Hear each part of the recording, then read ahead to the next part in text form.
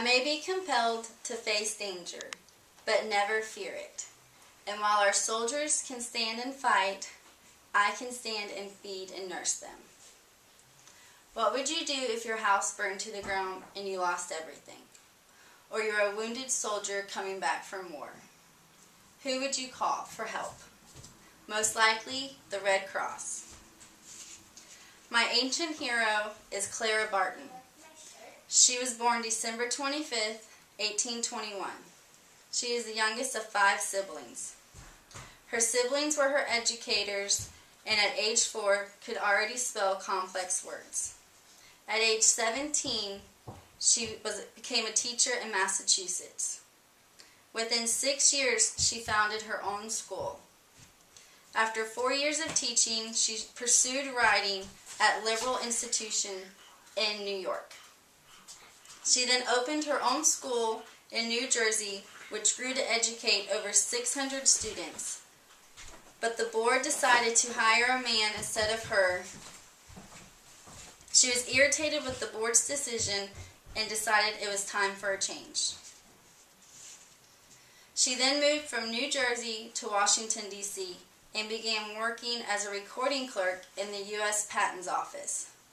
At this time, she was the first woman to receive the substantial clerkship in a federal government's. With the Civil War on the front lines, Barton refused her salary from the government's treasury. In 1861, with the war begun, troops from the 6th Massachusetts Infantry were attacked in Baltimore, Maryland. They came to town wounded, hungry, and scared. Barton saw that there was a need to improve for their help. She provided clothes, food, supplies, and even housing in the unfinished Capitol building. Barton saw that there was a greater need in the battlefield.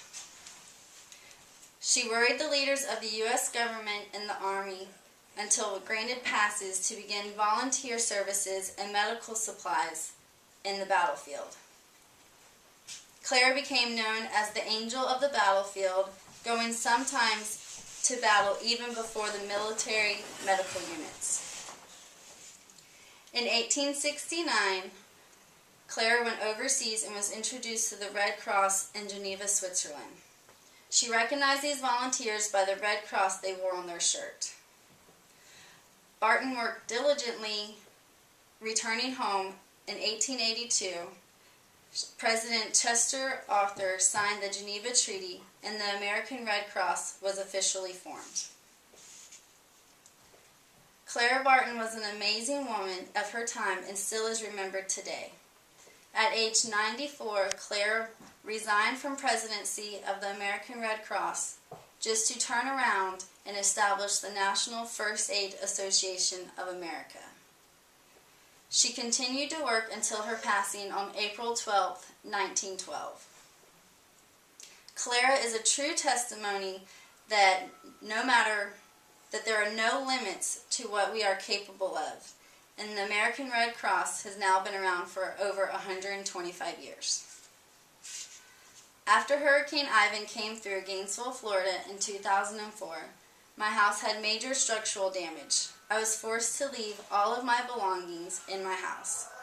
What would I have done without the American Red Cross to be there for me?